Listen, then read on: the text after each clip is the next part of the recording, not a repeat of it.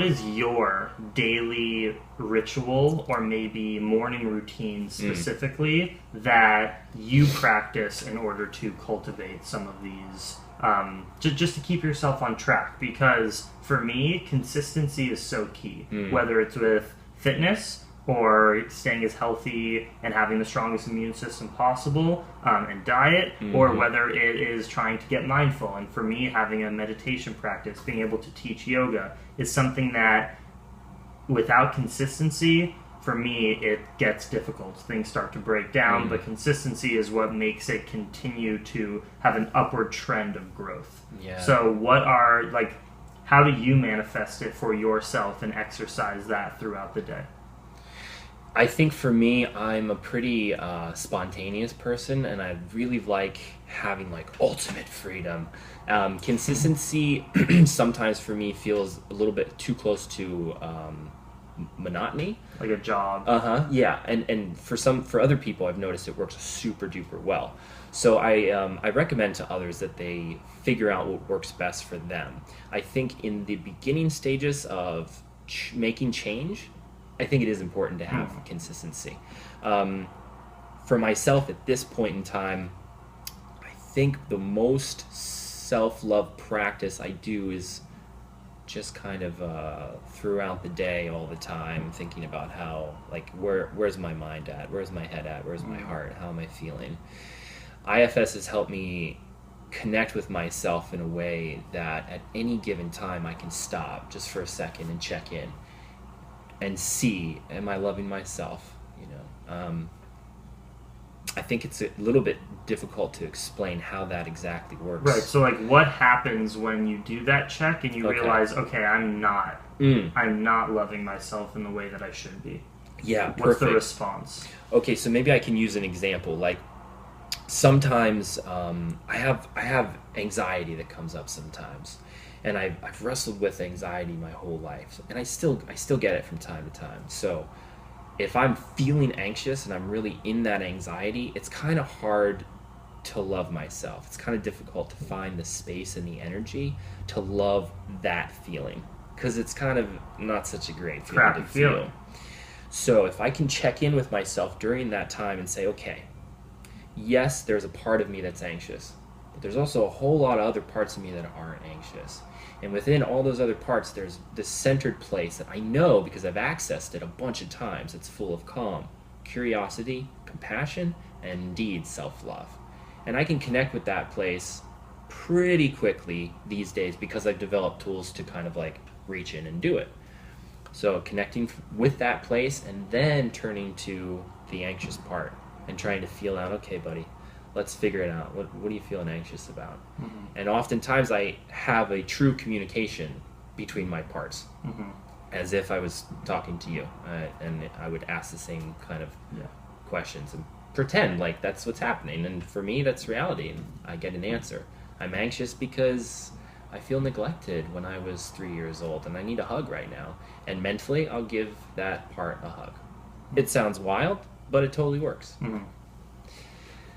Yeah, it brings back to, as a yoga teacher, we learned about separating you as, self, mind, and body, and that those three things, oftentimes, some of them tell the truth to you, and some of them actually don't, for some reason. And the mind is something that notoriously lies for some weird reason, and who knows why it does that. But where does spirituality or religion come into anything you promote or practice? Would you say self-love and this idea of religion or spirituality are completely separate, or is it your version of that? How does that work? Can someone work with you or practice these habits while being a part of some other community in that way? Yeah, sure, of course. I really promote getting to know yourself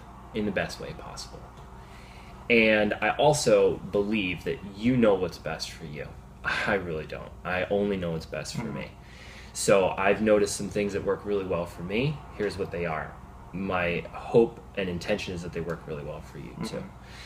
If you're finding that some religious base leads to more self-love, that's great. Go for it. Spirituality, I think, is a broader term that I can personally get behind and say, like, definitely I have spirituality. I definitely have spiritual moments. And self-love, I think, is a spiritual practice for sure. Yeah. Who are some of the biggest and most influential role models and leaders for you, whether that's in the diet world or in the completely non-vegan community that talk about self-love? Who are the people that have informed your path the most that you always check up on? When you ask me that, I'm thinking about, like, just friends. Yeah. You know, there are a couple big names, Daniel Siegel and Dick Schwartz. Dick Schwartz is the sort of creator of IFS, or at least the modality of IFS. Dan Siegel is pioneering interpersonal neurobiologist. So those guys are great. Gabor Mate is also a great guy. So any of those guys I would definitely recommend to check out their books. But for me personally, I think I'm influenced most by these kind of interactions, connecting with people, and there are a handful of people in my life right now that I feel like are just changing my world more and more every day for the positive, helping me grow, helping me become a truer and more connected version of myself. Yeah. What do you think about this idea that, like, the teacher is always in front of you? That every that idea. Every experience is something that you can use, whether very profoundly or very mildly, as a transformative process and experience. Sounds great. Yeah, and I think every moment in life we have the opportunity to love ourselves more, to learn more about ourselves, to learn something. I will say, sometimes it's hard work. Sometimes, you don't want to be working out all the time, and that's okay. You don't have to. Take a break. But it is always there for you. It's totally always there for you. I watched your video recently on how working out does not need to feel like you're going to work or doing something that's not fun. And that getting fit and exercising can be a form of play for you. Yeah. And I want to talk about that because that's something that I don't want to say I have struggled with, because I've been a rock climber. Acro yoga is a perfect example of that, so I'm totally with it. I'm tuned in to that. Like, if you just want to get fit, build a little bit of muscle, be lean, that you can absolutely skip around. You can jog if that's fun, or you could rock climb and do all these things. But, I'm a weightlifter. That's what I've been getting into. It's not a passion of mine. It's not very fun. It's very painful.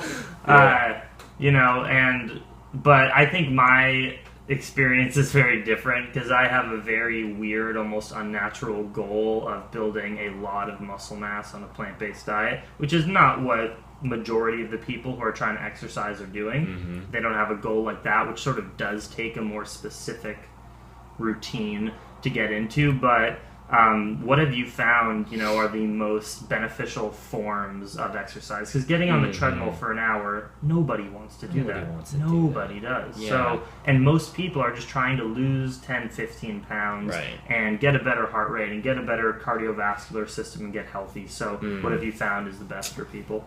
Gosh, I think if your goal is anything but to have fun, it's not going to be fun.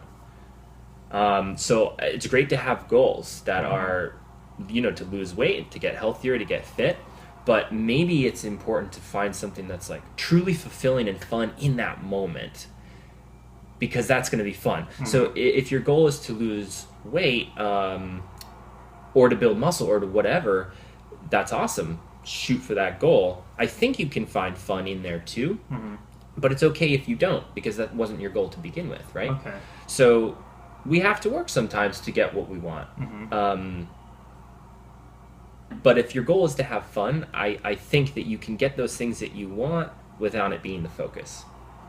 So for me, I've gained so much muscle, dropped so much weight, and had the most fun doing acro yoga on any movement. And I'm not focused on how my body is changing or anything like that. Mm-hmm. I'm focused on like, this is awesome. I'm really loving this a lot. Yeah. So, yeah, I would say I would recommend focus on the fun first. Yeah. Yeah.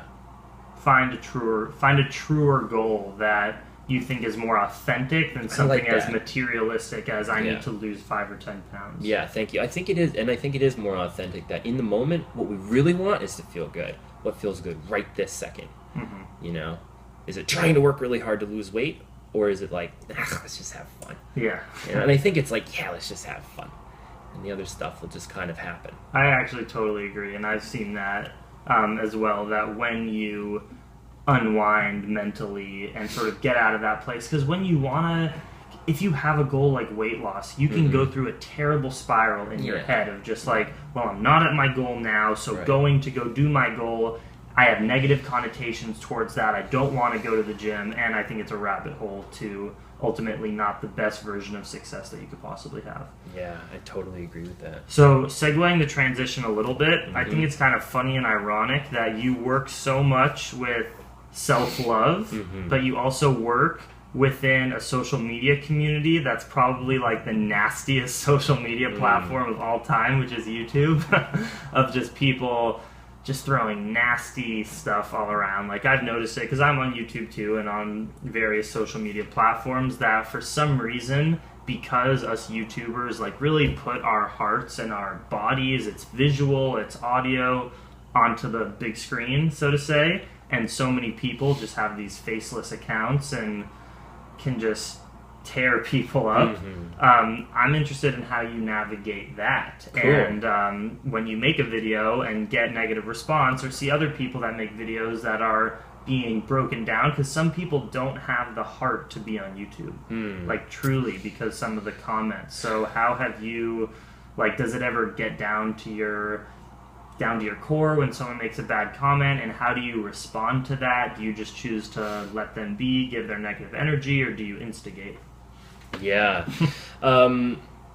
It's not a big part of my reality these days, I think, because it's not my focus. It was more, I was more concerned about it, and when I was, there was more of it. So I think it was just a noticing.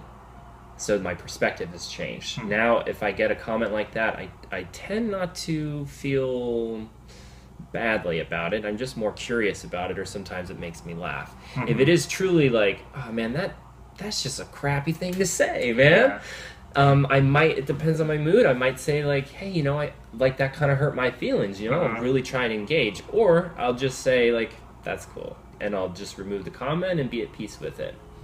Overall, I'm blown away by the love that I receive from YouTube. A genuine love. Like, that's what I feel. I don't know what other people are giving, but that's sure what it feels like. I feel completely overwhelmed, honored, and humbled by the love that I feel from people who comment, who reach out to me in emails. People who find me on YouTube and eventually become clients of mine. I feel totally blown away that anyone cares what I'm saying and just clicks the like button. Like, holy, you just did that for me? Like, thank you so much. I was just, I'm amazed by it, to be honest. So my focus, I think, is more on like, this is an incredibly positive place to be. Yeah, it's so interesting because people have this idea of social media as like the end of personal interaction. It's like millennial generation. We now just talk to our phones all day, and when you're messaging someone on your phone, it's not actually connecting with that person. What is your response to that in personal experience? Because I've seen both, honestly. There are those times when I'll be talking to someone online, but it takes away from the person who's sitting next to me. And that's a flag that it says to me, okay, this could be abused if I use this to a certain extent. But then at the same time, I think socially, the internet has been the most positive thing ever for me, and like the community of people that I've gotten to interact with versus the community of people that I happen to be, you know, placed with in high school and grew up with. Totally. Like, I'm so thankful. I mean, we actually met in person at a Fruit Luck for the first time, but we very well could have met on the internet for the first time. Absolutely. So what's your opinion on on that, of the two different realms you could take with social media, and do you think it's an inherently great thing or potentially negative thing? I think it totally depends on your perspective. Whatever you're viewing it as is what it is. And for me, it's been amazing. I like life changing, you know? Mm-hmm. I was the type of person that was never going to have a Facebook account ever. Me too. I was Me so too. against YouTube. I was like, people are so egotistical that they Yeah. post pictures of themselves, you know? Yeah. And that was my mind. That was my perspective. And then when I did change my diet, I really needed friends. I was in cold Massachusetts by myself in like a relatively small community. Yeah. And I didn't know anyone who ate like me. And at the time, I really needed some connections. Yeah. That's why I started making YouTube videos, was just to connect with people. That's it. Mm-hmm. And where I am now, like, people are changing my life, and I believe I'm helping to change other people's lives by our interacting online. So I think it's incredible. Yeah. I definitely feel that sometimes when you're like hanging out with someone and then they're doing a phone call or they're doing a text message, and you know, you do kind of feel pulled away by it. So real life is real life. You can't compete with it. It's the bomb. Yeah. You know, it's awesome. But short of that, social media is pretty great. Yeah, and I think it's also just like anything, it's setting boundaries. Like I've heard a lot of things recently that I'm thinking about starting to implement into my life, because right now, honestly, it's sort of a free for all when it comes to social media. I don't really have a routine right now. I'm traveling from school back to school, doing stuff, so I sort of have all day to do things on my time. Right. And I'll edit a video at this hour, I'll do an Instagram post at this hour, but like I've heard on other podcasts and other YouTube channels, people that maybe have a family and a wife and kids whose kind of work is this kind of stuff.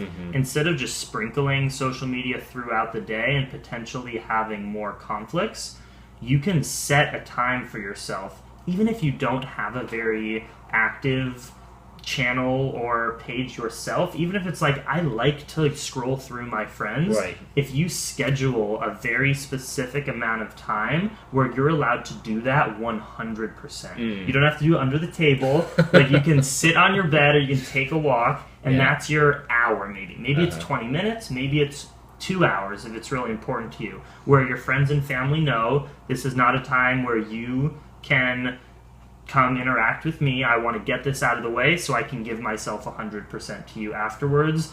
I'm thinking about doing that in my own life because I think it could benefit with all the things I'm doing, from editing podcasts, editing videos, putting up Instagram posts. Right. I think it may be a beneficial thing. I really think that's a great idea, because it can kind of sweep you away. I mean, there's been times where I've edited videos for like 12 hours straight, and that's not really the life I want to be living. Yeah. But sometimes I do want to edit a video for 12 hours straight, and it feels really good. So, yeah, finding, if it's starting to not feel good, don't do it. Yeah.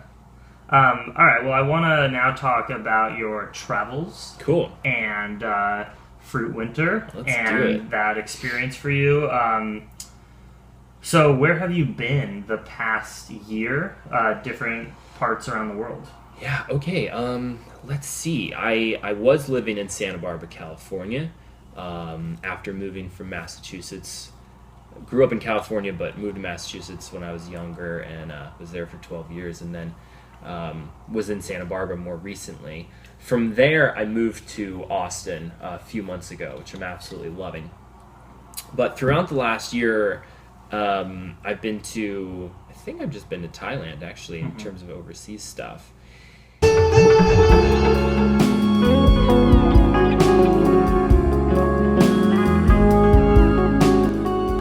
And remember to check out the Plantriotic podcast on iTunes or plantriotic.com.